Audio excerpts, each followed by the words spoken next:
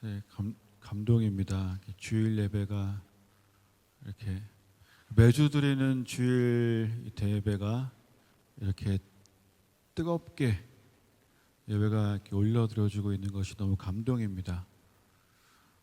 첫 곡부터 너무 뜨거워서 일어나란 말도 안 했는데 다 일어나시고 뜨겁게 찬양하시고 곱게 한복도 차려입으시고 아름다우신 너무 감사합니다. 그런 교회를 다니다 이렇게 주일 대배가 이렇게 뜨거운 교회 만나면 너무 감동이에요. 또 이제 그 성령 강림 주일 오순절 앞두고 기도하고 계시는 이 자리와 여러분 각자의 삶과 가정과 하시는 모든 일들 위해 하나님 예비하신 것들이 부어지기를 예수님을 축복합니다. 성령님의 크고 놀랍고 위대한 일들이 일어났으면 좋겠습니다. 여러분, 근데 저는 개인적으로는 제가 생각하는 성령님의 가장 위대한 사역은, 제가 개인적으로 생각하는 성령님의 가장 크고 놀랍고 위대한 사역은 성경을 읽을 때, 그 말씀을 읽을 때 그 말씀이 깨달아 알아지게 하시는 거. 성경을 읽을 때 그 읽는 성경을 통해서 뭘 말씀하시는구나, 지금 나한테 이거 말씀하시는구나, 이게 이런 뜻이었구나, 이런 것들을 이렇게 알게 하시는 거, 저는 그게 가장 위대한 사역이라고 생각하고요. 또 하나는 그냥 일상적인 삶 속에서 매일매일 반복되는 그냥 일상적인 내 삶 속에서 지극히 소소하고 작은 일들을 통해서 하나님의 섭리를 발견하게 하시는 일들. 그냥 정말 부엌에서 요리하다가 재료 하나 보고 하나님의 섭리를 막 이렇게 깨닫고, 직장에서 매일 스쳐 지나가는 어떤 장소를 보다가 하나님의 어떤 마음을 또 알게 되고 하는 그냥 일상의 가장 소소한 매일 보는 그런 일들, 매일 보는 그런 물건들, 이걸 통해서 하나님의 사랑, 하나님의 함께하심, 하나님의 말씀하심을 이렇게 생각나게 해주시고 깨닫게 해주시는 일들이 있더라고요. 굉장히 위대한 성령님의 사역이라고 생각합니다. 네, 아멘. 자, 오늘 그 누가복음 22장의 말씀을 좀 같이 보도록 하겠습니다. 제가 방금 말씀드린 거 이렇게 한정 지으시는 건 아닙니다. 또 여러 가지 다른 일들을 행하십니다. 물론. 누가복음 22장 61절부터 62절까지 한번 다 같이 한 목소리로 크게 읽어볼까요? 시작. 그래서 돌이켜 베드로를 보시니 베드로가 주의 말씀 곧 오늘 닭 굴기 전에 네가 3번 나를 부인하리라 심히 생각나서 밖에 나가서 심히 통곡하니라. 아멘. 아멘. 오늘 하나님께서 여러분에게 하나님의 음성을 들려주시기를 소망합니다. 네, 저의 음성이 아니라 하나님의 음성이 들려지기를 소망합니다. 네, 저도 궁금했어요. 하나님께서 직접 말씀하시면 얼마나 강력하고 좋은데 왜 이렇게 항상 누군가를 통해서 이렇게 말씀하시는? 근데 하나님이 그게 저를 성장시키시는 그냥 과정인 것 같아요. 네, 여러분은 지금 하나님이 저를 성장시키시는 과정을 보고 계시는 겁니다. 오늘은 제가 드로 형님에 대해서 좀 얘기를 하려고 합니다. 그의 성은 배, 그의 이름은 드로. 우리 성경에 나오는 그 훌륭한 분들 한 분이시죠. 드로 형님에 대해서 되게 옛날 농담이지만 그냥 어떤 교회 유치부에서 유치원에 하나가 선생님한테 선생님, 예수님이 하나님의 아들이에요? 그랬더니 예수님이 하나님의 아들이야. 그랬더니 그 유치원 애가 선생님한테 아니 예수님이 하나님의 아들인데 왜 성이 달라요? 하나님은 하고 예수님은 예. 선생님이 이제 말문이 막혔어요. 이거 어떻게 설명하지? 그분들 신이라서 이렇게 말이 안 나오는데 다른 유치원생 하나가 야 그분들은 외국 사람들이잖아. 외국 사람들은 원래 성을 뒤에다가 놔. 하나님, 예수님.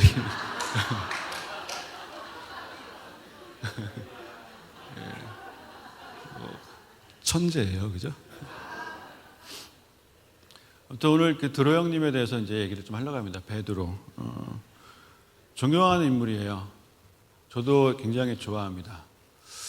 여러분, 그 성경에 많은 분들이 나오시지만 특별히 또 각자 좋아하시는 분들도 있을 거라고 저는 생각합니다. 네, 베드로 좋아하시는 분 계세요? 네, 있으시죠? 네, 베드로가 굉장히 훌륭한 베드로 그 예수님의 또 가장 훌륭한 또 제자였고 그러신데 베드로를 좋아하시는 분들 중에 혹시 뭐 우리 아들이 베드로처럼 크게 해주셔라고 기도하시는 분 계세요? 없으시군요. 네.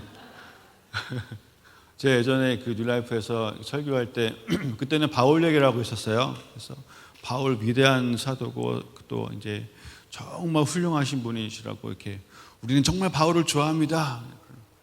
근데 혹시 여러분 중에 우리 딸이 바울한테 시집 간다고 그러면은 이렇게 시집 보내시겠어요? 그랬더니 어떤 집사님이 이렇게 왜 그럴까요? 여러분 우리가 또 바울을 베드로를 좋아하지만 베드로에 대해서 성경에 긍정적인 부분만 나오지는 않습니다. 베드로는 참 많이 실패했어요. 그렇죠? 성경의 표현들이 베드로에 대해서 이렇게 막 칭찬하고 그러지도 않아요. 그리고 이제 베드로 하면 떠오르는 이미지가 베드로는 약간 어떤 느낌이냐면 우리가 사실 뭐 성경을 보고 베드로를 다 파악할 수는 없죠. 우리가 베드로랑 직접 대화해 본 적은 없잖아요. 우리 그 사람과 직접 대화해 보고 그 사람의 백그라운드 스토리를 다 알기 전에는 그 사람에 대해서 이해할 수 없기 때문에 함부로 말할 수는 없어요. 그죠? 그런데 성경을 읽어보니까 베드로 하면은 떠오르는 이미지 중에 하나는 약간 일단은 행동이 앞서는 기질 자체가 완전 좀 다혈질인. 그래도 이 베드로가 오순절 사건 이후에는요 정말 훌륭한 하나님의 사역들을 감당을 합니다. 근데 베드로 같은 경우에는 성경에 이제 몇 가지 베드로가 이렇게 막 나섰던 그런 사건들이 몇 개가 있었죠. 여러분 뭐 떠오르세요? 베드로 하면 제일 먼저 떠오르는 사건 뭐 있으세요? 베드로 하면 제일 먼저 떠오르는 사건 주는 그리스도시요. 놀라운 고백을 하게 됐죠. 베드로가 또 이렇게 몇 번 실수했던 사건이 있었는데 그 중에 하나가 변화산에 올라갔을 때 거기서 정말 어떻게 보면 하나님의 나라를 경험을 하죠. 예수님의 그 변화되신 모습. 예수님이 어린 양으로 이렇게 오셔서 십자가에 또 돌아가셨지만 이제는 유다의 사자로 다시 오실 겁니다. 그런 모습을 보고 거기 또 이제 모세랑 엘리야가 있었어요. 그때 베드로가 뭐라고 하죠? 여기다가 제가 초막 셋을 짓겠습니다. 너무 좋습니다. 지금 여기 이게 무슨 말이에요? 제가 초막 셋을 질 테니까 주님 여기 사세요. 모세랑 엘리야 여기 사세요. 여러분 제가 이제 성경에 뭐 이렇게 표현 안 되어 있지만 궁금해요. 모세랑 엘리야가 어떤 표정을 지었을까? 그분들 지금 천국에서 방금 오셨는데 초막을 지어놓고 여기 살라고만 하고 있는 거예요. 또 그 얘기를 막 했을 때 보니 사실 예수님은 아무 대답을 하지 않으셨어요. 그냥 침묵하셨어요. 여러분 하나님이 침묵한다고 느껴지실 때 한번 좀 잘 생각해 보세요. 왜 그러실까? 내가 지금 초막 타령하고 있는 건 아닌가? 어쨌든 베드로는 그런 실수를 했습니다. 심지어 아까 말씀하신 주는 그리스도시요 살아계신 하나님의 아들이십니다 라고 위대한 고백을 했을 때 또 바로 뒤에 주님이 충격적인 말씀을 하시죠. 사단아, 내 뒤로 물러가라. 베드로한테. 사실 베드로한테 하신 거 아니시죠? 정말 베드로 뒤에 베드로로 하여금 하나님의 일을 생각하지 않고 사람의 일을 생각하게 이렇게 막 했던 그 영이 있었죠. 그죠? 네. 우리도 어쩌면 이 예수님의 관점을 가져야 됩니다. 우리가 싸워야 할 대상이 혈과 육이 아니에요. 그죠? 우리는 그 혈과 육 뒤에서 이렇게 팍팍팍 찌르는 그런 영에 대한 영적 전쟁을 해야 됩니다.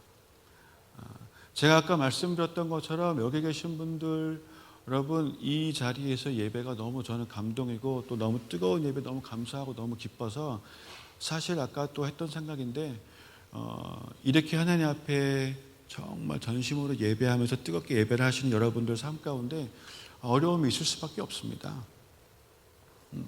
힘든 일이 생길 거예요. 사실 그건 반증하는 겁니다. 여러분 잘 가고 계신 겁니다. 여러분 삶 가운데 어려움이 좀 생길 수 있지만 사단이 여기만 보면 두려운 거예요. 다른 데는 어떨지 몰라도 이 자리만 보고 있으면 마음이 힘들어지는 거예요. 사단이 어떻게든지 좀 막아보려고 이렇게 좀 깨트려 보고 싶어서 이렇게 팍팍팍팍팍 뒤에서 찌를 수도 있는데 하지만 여러분을 보호하시는 그 하나님의 그 성령님의 보호는 더 강력할 것입니다. 여러분 그 아픔이 있을 수도 있는데요. 그냥 아파하세요. 괜찮아요. 그 아파하는 것이 처음에 일주일 갈지라도 두 번째는 5일 갈 것이고 세 번째는 3일 갈 것이고 이틀 갈 것이고 왜냐하면 내가 성장하니까. 이거 그냥 지나가는구나. 이거 내가 해결되는구나. 이거 알거든요. 반복되면 반복될수록 믿음이 커져요. 강해져요. 나중에는 잠깐 아프고 괜찮아져요. 이겨내고 점점 더 지혜도 생겨요. 하나님을 더 알아가고 그리고 여러분 결정적으로 여러분이 아파한 그 모든 것들 나중에 천국에서 하나님이 다 보상해 주십니다. 다 보상해 주세요. 아파한 만큼 보상해 주시기 때문에 그때가 되면 아마 지금을 생각하면서 아이고 뭘 그렇게 아파했나 싶으실 수도 있어요. 그래서 아파하는 것도 그냥 기쁨으로 아파하실 수 있을까요? 네. 그만큼 새로운 믿음이 부어지기를 축복합니다. 네. 그래서 여러분 예수님처럼 우리가 항상 이렇게 영적 전쟁, 혈과 육이 아니고 사람이 아니고 영입니다. 그죠? 그리고 베드로의 또 그 닭 사건도 있죠. 이제 닭 사건. 베드로가 이렇게 주님 앞에 어저께 치킨 먹었는데 베드로의 닭 사건. 베드로가 일단은 또 이제 말부터 막 저질러요. 나는 주님을 위해서 제가 뭘 못합니까? 목숨까지도 이렇게 했는데 닭 울기 전에 나를 부인한다. 저는 개인적으로 또 이런 것도 있습니다. 그 베드로의 실패 하면은 그 폭풍 속에 배 사건이 또 떠오릅니다. 예수님께서 제자들을 먼저 이렇게 배를 타고 보내셨죠. 보내시고 주님 분명히 산에서 기도한다고 하셨는데 근데 그 주님이 오셨어요. 도대체 왜 예수님은 새벽 3시에 물 위를 막 걸어 다니신 겁니까? 뭘 하시려고? 분명히 뭔가 의도하신 게 있는 거예요. 분명히 뭔가 가르쳐 주시려고 하신 게 있어요. 아니 굳이 다른 별 타고 오셔도 돼요? 근데 걸어 오셨어요. 제자들을 보내신 분도 예수님이세요. 제자들이 순종했어요. 배 타고 갔어요. 예수님이 뭔가 가르쳐 주시려고 하신 게 분명히 있어요.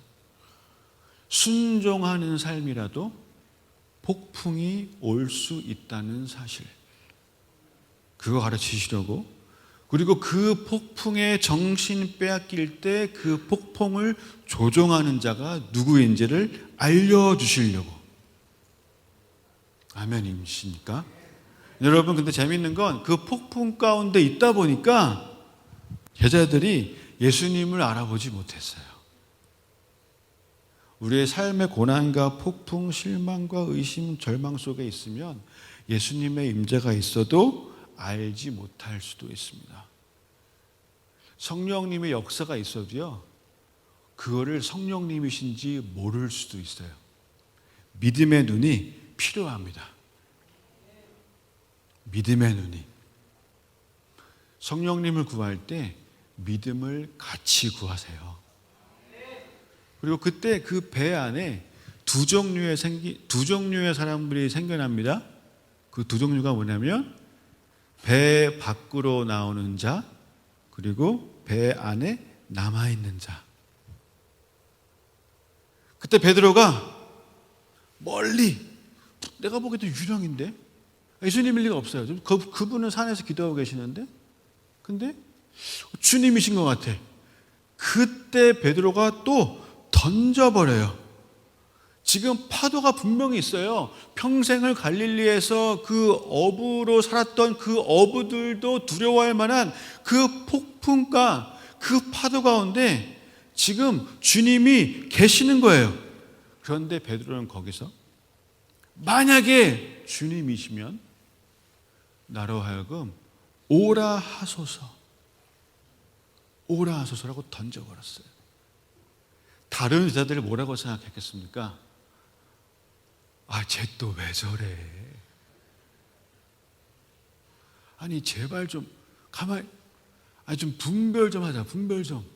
아니, 어떻게 그렇게 일단 던지고, 아니, 또 무슨 사고를 치려고, 왜 저럴까 하는데, 저 멀리서 배 밖에 그 파도 위에, 그 폭풍 위에 서 계셨던 주님은 어쩌면 웃고 계셨을 수도 있어요.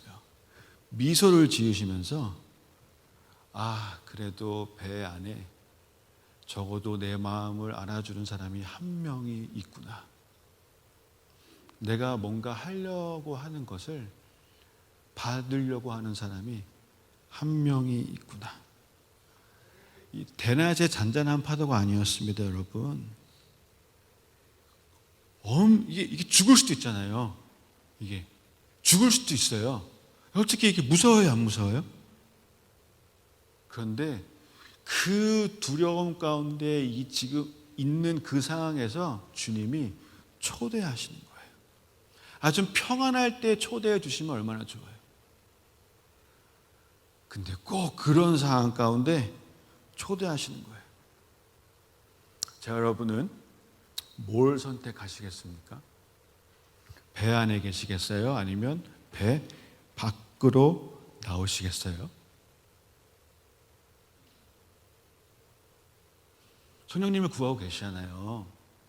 성령님이 오셨을 때 배 안에 계시길래요? 아니면 배 밖으로 나오실래요? 젊은 부자 관원은 배 밖으로 나오지 못했어요. 배 밖으로 나오면 이런 게 있어요. 되게 아이러니한데 빠질 위험이 있습니다. 죽을 수도 있어요. 그런데 물 위를 걸어보는 굉장히 놀라운 경험을 할 수도 있어요. 여러분, 우리 인생은요, 우리 삶은 그냥 그저 배 안에 있는 것보다 사실 훨씬 더 많은 것을 경험할 수 있습니다. 그게 하나님의 사람들의 삶을 향해 원하시는 것이 그런 거예요. 우리가 생각하는 것보다 훨씬 더 많은 것들을 경험하기를 원하세요. 여러분, 여러분의 배가 무엇인지 한번 좀 생각해 보셨으면 좋겠습니다. 기도하시는 기간 가운데 여러분의 배는 뭘까요? 남들이 얘기하는 안정된 삶? 그게 정말 안전할까요? 여러분의 배는 무엇입니까? 여러분의 관계일 수도 있고, 여러분이 사랑하는, 아니면 여러분이 중독된 여러분 직업, 누구의 인정, SNS, 혹은 TV, 미디어, 무엇일까요? 아직 복음을 전해야 되는데 그 복음 못 전하고 있는 거?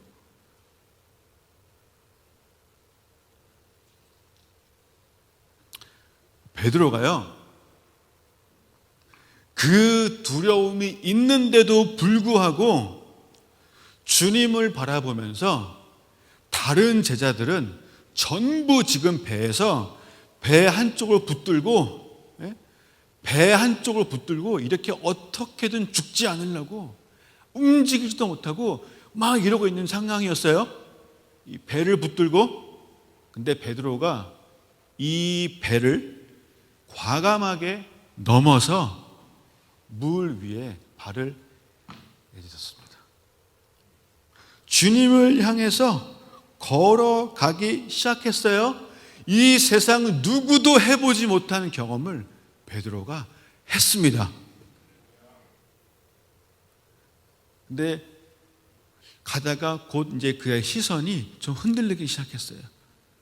끝까지 주님만 바라봤으면 되는 건데 그 시선이 바람과 풍랑과 그 엄청난 폭풍 파도를 보기 시작했는데, 처음에 믿음으로 시작했지만 실패와 역경 분명히 만날 수 있다고 제가 말씀드렸죠. 예? 하지만 그렇다고 배 안에 있다고 그게 안정된 것이 보장된 건 아니라고 또 말씀드렸습니다. 베드로도 일단 나갔는데 가다가 베드로가 바람을 보고 물에 빠져 들어가기 시작했어요. 결론적으로 누군가 이렇게 말할 수도 있어요. 베드로는 실패했다. 과감하게 나가긴 했지만 베드로는 실패했어. 결국에 물에 빠졌잖아. 하지만 여러분, 배 안에는 11명의 더 큰 실패자가 있었습니다. 그들은 조용히 실패했어요. 남 모르게 실패했어요. 베드로처럼 주목받지도 않았지만 더 실패했어요. 비판받지는 않지만 실패했어요. 오직 베드로만 공개적으로 실패했어요. 남들 다 보는, 남들 다 알게 된 공개적으로 실패했어요. 근데 거기서 베드로만 2가지를 얻었습니다.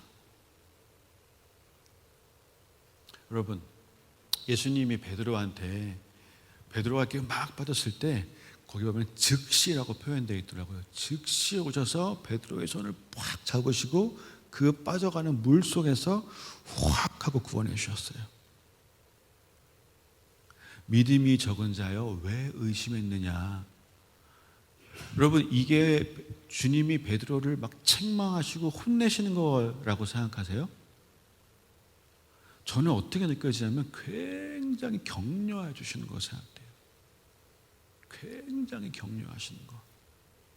믿음이 적은 자여 왜 의심했느냐가 너무나 따뜻한 격려라고 생각이 되거든요. 베드로가, 오직 베드로만 2가지를 얻었습니다. 그게 뭐냐면 죽을 때까지 잊지 못할 물 위를 걸어본 경험, 그 영광, 그 느낌이 어떨까요? 물 위에 서 있을 때 베드로밖에 몰라요. 다른 사람은 걸어본 적이 없으니까. 그리고 베드로는 또 한 가지를 배웠어요. 그게 뭐냐면 물 위를 걷다가 빠지게 되면 즉시 주님이 구해 주신다. 이 믿음을 얻게 됐어요. 이거는 여러분, 실패는 배움과 성장에 반드시 필요한 부분입니다. 믿음이 적은 자여 왜 의심하느냐는 그냥 사랑의 조언이에요. 책망이 아니에요. 왠지 아세요? 예수님이 이 얘기를 다른 사람들 다 있는 앞에서 하시지 않으셨어요. 둘만 있을 때 하셨어요.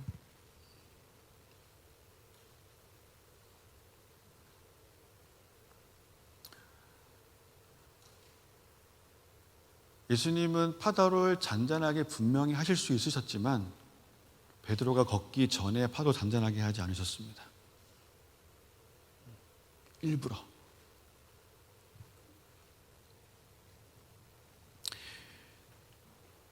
최악의 실패는 물속으로 가라앉는 게 아니고요, 배 밖으로 나가지 않는 거예요. 그 뒤에 성경에 보면은요, 배 안에 있던 사람들에 대해서 성경에 제자들이라고도 표현이 안 돼 있더라고요. 그냥 사람들이라고 표현이 돼 있어요. 거기에서만큼은. 저는 개인적으로 믿는 건 베드로가 실패한 게 아니고요, 베드로는요, 아마 만약에 다음 그런 상황이 또 생겨나게 되면 베드로는 물 위를 반드시 걷게 될 겁니다. 반드시. 여러분, 물 위를 걸으시길 축복합니다. 주님이 어쩌면 성령님이 이렇게 오시면 여러분에게 어려운 거로 하라고 이렇게 말씀하시는 게 아니라 이해 안 되는 거 하라고 하실 수도 있어요. 우리 힘으로 할 수 없는 막 그런 거 말고 이해 안 되는 거, 이 깊은데 금을 던져라 이런 거, 어려운 게 아니라 이해 안 되는 거. 저는 이게 기드온의 산병용사가 더 대단하다고 생각돼요. 이해 안 되거든. 나가서 싸우래 지금 우리 보고. 근데 나가잖아요. 그 물 항아리에 있던 그 물을 따다 날라준 그 하인들 있죠. 여러분, 그 마음이 어땠겠어요? 자기들 이해가 안 돼요. 지금 그 술을 가져다 둬야 되는 이 상황 가운데 나보고 물을 떠서 갖다가 이렇게 따라주라는 거예요. 하인들한테. 자기 죽을 수도 있어요. 맞아 죽을 수도 있어요. 이런 미친 막 이러면서. 이해 안 돼요. 근데 하잖아요.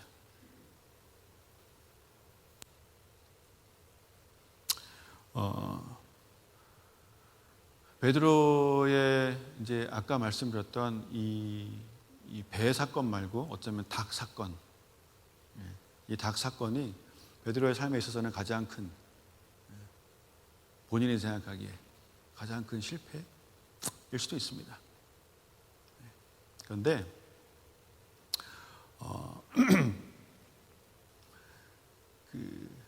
예수님을 그렇게 3번씩이나 부인했던 그 베드로가 이제 시간이 좀 지났어요.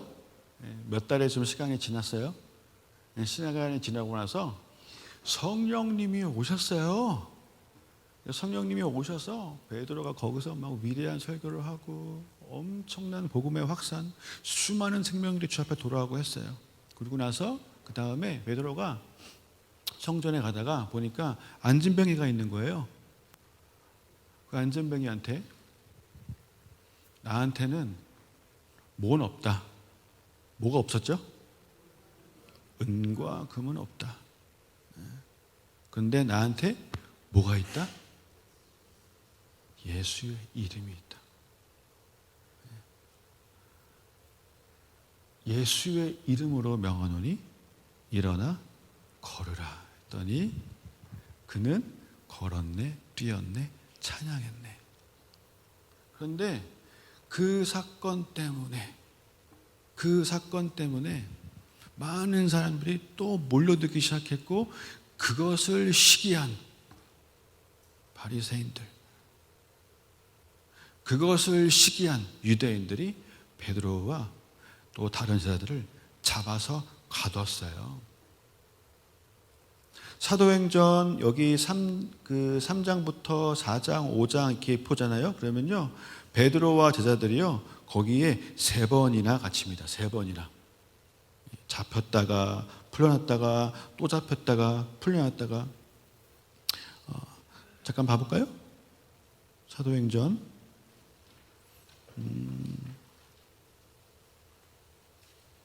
사도행전 3장에서 베드로와 요한이 못 걷게 된 사람을 고쳐줬고, 그리고 4장 넘어갔더니 4장 3절에 그들을 잡음에 날이 이미 저물었으므로 이튿날까지 가두었다라고 되어 있습니다.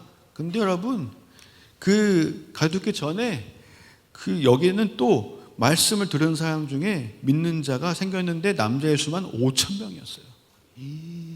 어마어마하죠. 그렇죠? 근데 이때 보니까 5절 이튿날 관리들과 장로들과 서기관들이 예루살렘에 모였는데 대제사장 안나스와 가야바와 요한과 알렉산더와 및 대제사장의 문중이 다 참여했습니다. 와, 대단하죠.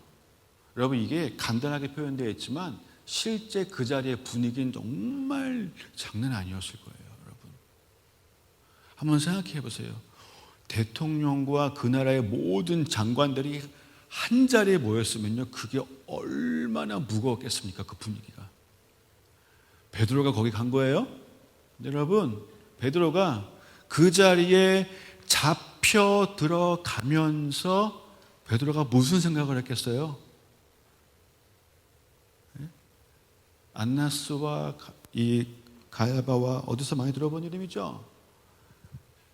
베드로는 지금 얼마 전에 예수님이 잡히셨던, 예수님이 신문 받으셨던 그 자리에 지금 자기가 들어가고 있는 거예요. 문을 지나서 보니까 어디서 많이 봤던 이 자리, 이 자리가 내가 예수님을 3번이나 부인했던 그 자리인데, 이걸 생각하면서 들어가는 거예요. 내가 내 인생에 가장 큰 실패를 했던 이 자리를 보면서 끌려가고, 다시 생각해 보니까 잠깐만, 이 자리에서 내가 주님을 부인할 때 주님이 저기 계셨어. 저기 계셨는데 지금 그 자리에 본인이 끌려가고 있는 거예요. 끌려가서 그때 그 예수님을 신문했던 안나스와 가야바와 유대인들, 바리새인들 앞에 자기가 이렇게 서게 되었습니다. 예수님을 신문하고 죽였던 그 자리에 베드로가 선 거예요. 마음이 어땠을까요? 옛날 생각이 났을 것 같아요. 그죠? 근데 여러분, 그 자리에서 베드로가요, 사실 알고 있죠. 여기서 예수님도 죽였던 저 사람들인데 이제 나도 죽을 수 있다. 이제 내가 이 자리에 섰으니 이 다음 일이 어떻게 될지는 자기도 알았어요. 자기도 알았어요.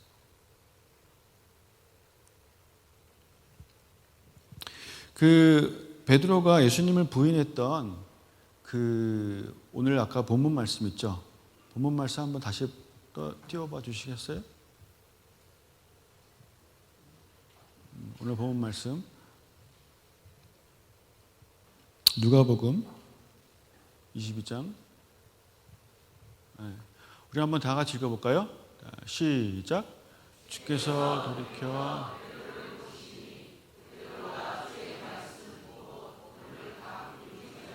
네가 3번 나를 부인하라 하심이 생각나 그 앞에 나가서 심히 통곡하니라. 아멘. 이 앞에 절 보면요, 주께서 돌이켜 베드로를 보셨어요. 베드로가 부인했어요. 그리고 주님과 눈이 마주쳤어요. 주님과 눈이 마주쳤을 때 예수님은 그때 무슨 생각을 하셨을까요? 막 신문당하고 죽을 걸 알고 계세요. 사실 예수님은요, 그때 모든 걸 다 알고 계셨어요. 앞으로 어떻게 될지를 다 알고 계셨어요. 그때 예수님이 생각하신 게 뭐냐면, 베드로야, 눈이 마주쳤는데 그 베드로의 그 당황한 얼굴과 갑자기 막 눈물이 핑 돌더니 돌아서서 달려나가는 베드로의 뒷모습을 보면서 예수님이 베드로야, 너가 지금 나를 이렇게 부인하는 그 실패할 거를 나는 알고 있었어. 난 다 알고 있었어. 그런데 너가 지금 이 자리에서 실패를 했기 때문에 너는 달라지는 게 분명히 있어. 베드로야, 지금부터 조금만 시간이 지나면 내가 있는 이 자리에 너가 서게 될 거야. 이 자리로 너가 오게 될 거야.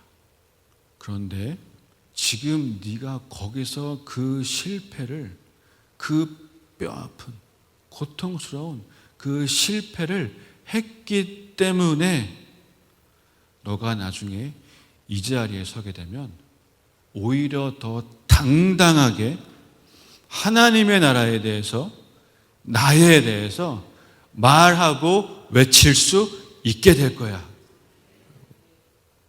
그 실패를 경험을 했기 때문에.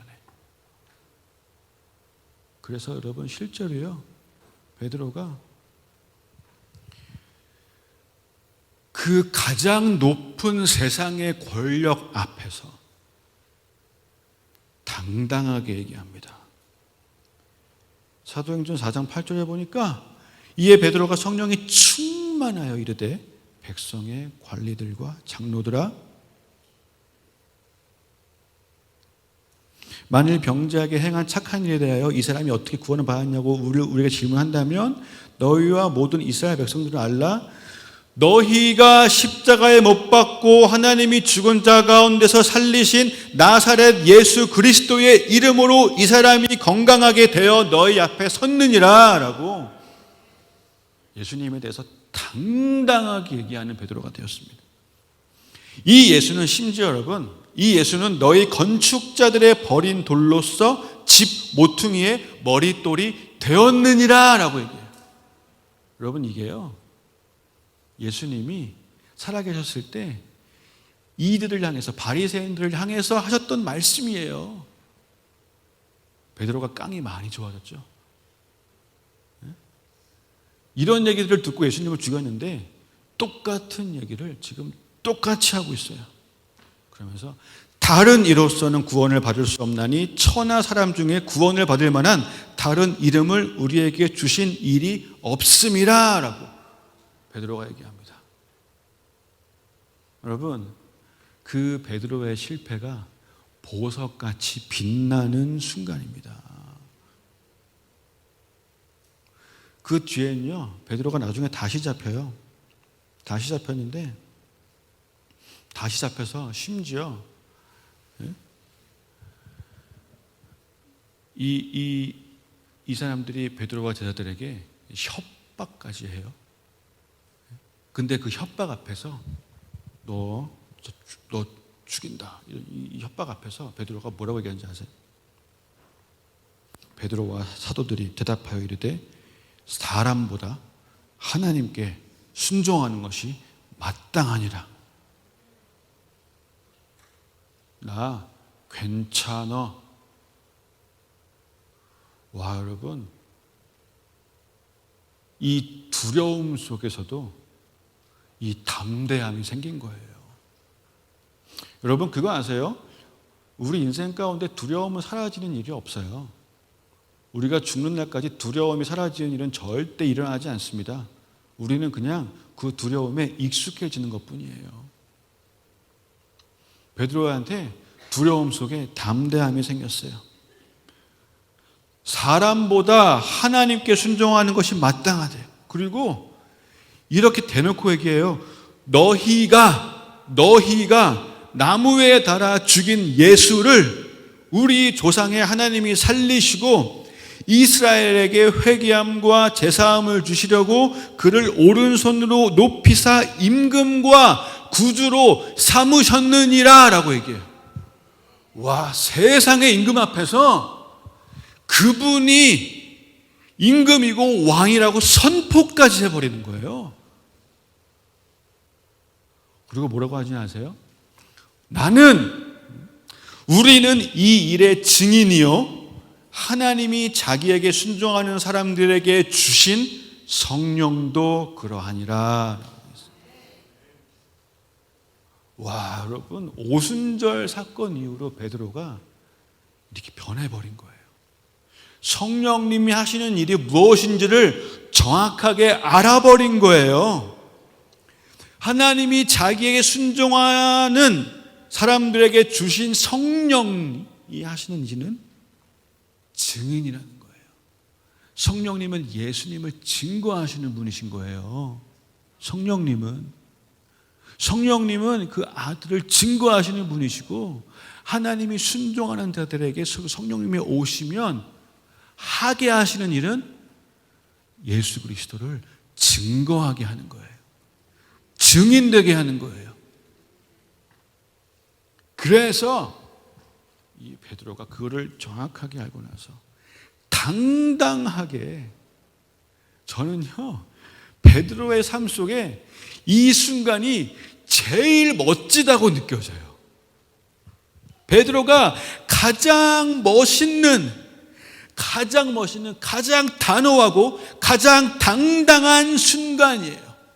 가장 용기 있는, 가장 중대한 결단을 내린 순간이 지금 이 순간이에요. 멋있어요. 베드로의 실패 때문에 오히려 그 실패가 보석같이 빛나는 순간이 되어버리는 거예요.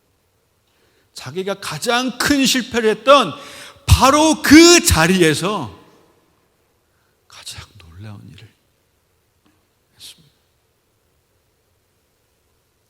여러분, 그 말을 듣고 이 사람들이요 죽이려고 그랬어요. 바로 그 다음 구절이 그들이 듣고 크게 노하여 사도들을 없이 하고자 할세 라고 돼 있는데 죽이지 못했습니다. 여러분, 죽이지 못했어요. 베드로와 사도들은요 아직 할 일이 많이 남아 있었어요. 허락하지 않으셨어요. 그래서 어떻게 해요? 보면은 그냥 사도들을 불러들여 채찍질하고 예수의 이름으로 말하는 것을 금하고 놓았어요. 채찍질하고. 아프겠죠? 여러분, 채찍, 아이고, 맞아, 얼마나 아파요? 이 수준이 아니죠? 많이 아프죠? 많이 아파요. 근데 여러분, 제가 아까 아파하라고 말씀드렸죠? 죄송해요.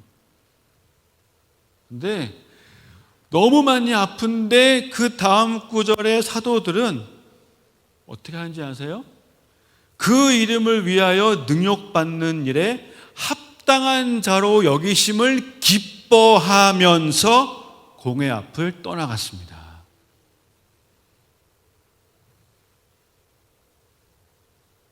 할렐루야. 그리고 그 다음 구절로 사도행전 5장이 마무리가 되는데 읽어드릴게요.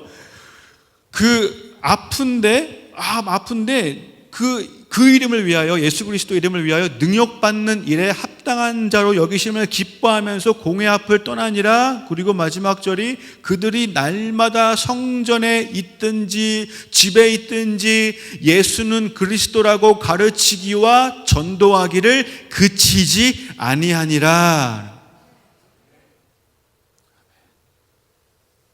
할렐루야. 오순절 사건 이후에 성령님께서 오신 그 이후에 베드로의 삶 가운데 가장 위대한 그 역사가 성령님께서 오신 이후에 그 변화된 베드로의 모습과 성령님이 오시기 전에 베드로가 행했던 그 가장 큰 실패, 가장 큰 그 실패, 이 두 개의 합작품이었어요. 합작품.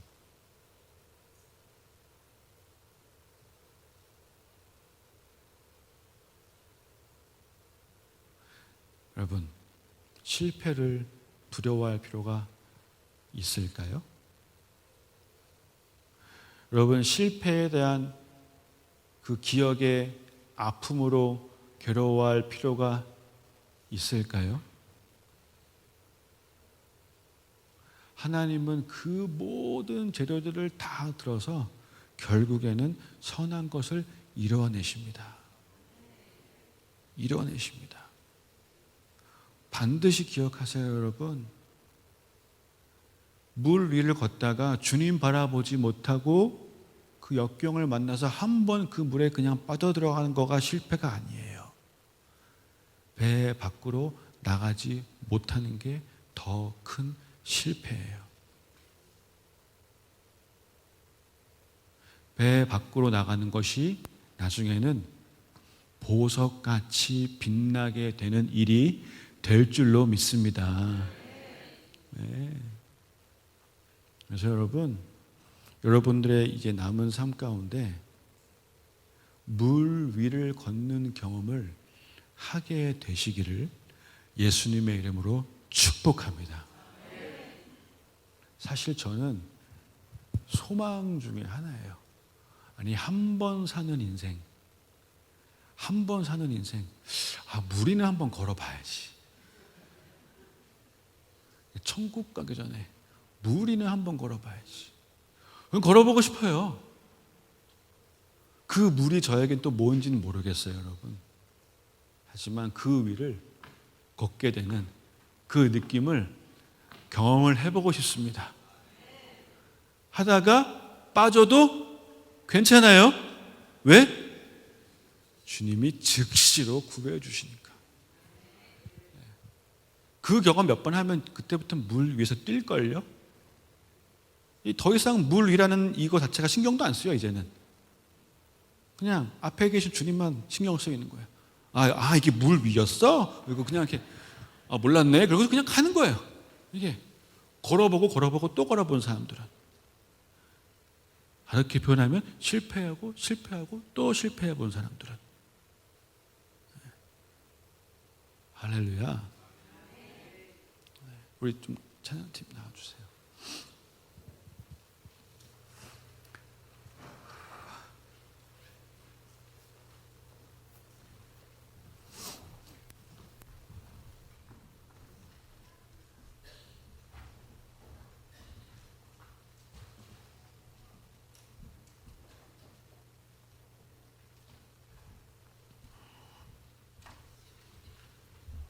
여러분, 가장 중요한 얘기를 하겠습니다.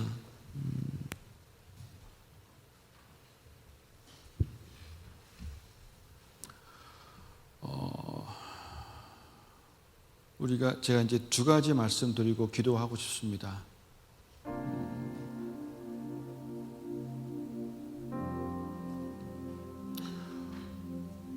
저도 굉장히 많아요.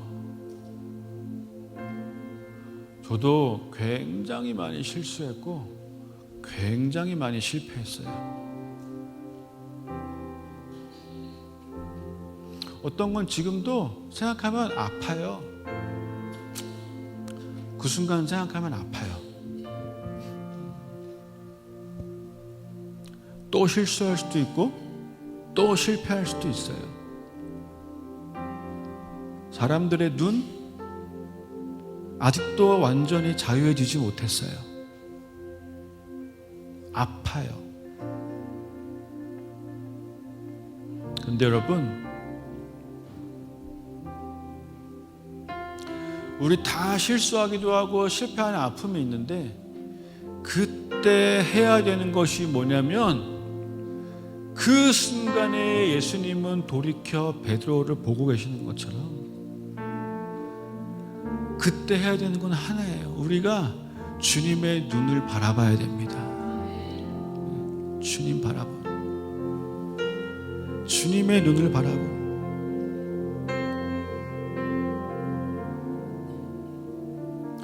주님은 다 알고 계셨잖아요.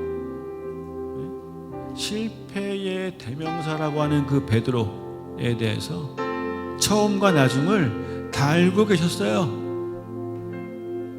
어쩌면 그래서 모든 사람이 실패자라고 하는 그 베드로를 향해서 내가 너의 고백 위에 나의 교회를 세우겠다.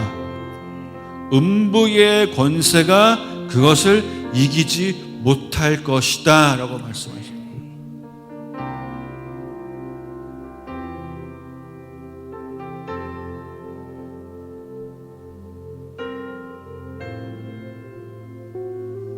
그렇게 주님의 교회는 견고해지는 것입니다. 그렇게 주님의 교회가 일어나는 것입니다. 그렇게 주님의 교회가 변화되는 것입니다.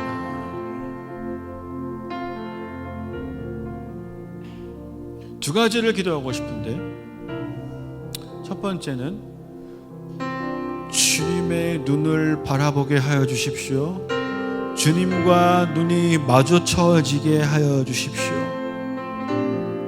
나를 바라보고 계시는 주님의 눈을 내가 외면하지 않게 하시고, 주님 외에 자꾸 다른 거 보지 않게 하시고 주님만 보게 하여 주십시오. 주님이, 그런데 그 주님이, 나를 보고 계시는 그 주님이 폭풍 가운데 서 계시다는 그 사실에 대해서, 나를 보고 계시는 그 주님이 그 위협과 죽음의 문 앞에 서 계시다는 것을, 그 사실에 대해서 눈이 마주치는 순간 두려울 수도 있겠지만 담대해지는 내가 되게 하여 주십시오. 나와 주님의 눈이 마주쳤을 때 그 주님 가지고 계신 생각, 그 주님 알고 계신 것, 나의 과거와 나의 미래까지 다 알고 계시는 그 주님의 눈과 마주친다는 것에 대해서 그 주님의 가지고 계시는 그 생각이 얼마나 완전하고 얼마나 완벽하고 얼마나 선하고 아름다운 것인지에 대한 그 믿음이 나에게 부어지게 하여 주십시오. 그 믿음으로 살아내게 하시고, 그 믿음으로 이겨내게 하시고, 그 믿음을 가지고 계속 주님과 눈을 마주치는, 두려움 가운데서도 주님과 눈을 마주치고 또 주님 바라보고 또 주님 바라보는 그런 내 삶이 되게 하여 주십시오. 우리 그렇게 주님 한번 크게 부르고 각자가 간구하며 기도하며 나가도록 하겠습니다. 함께 기도하겠습니다.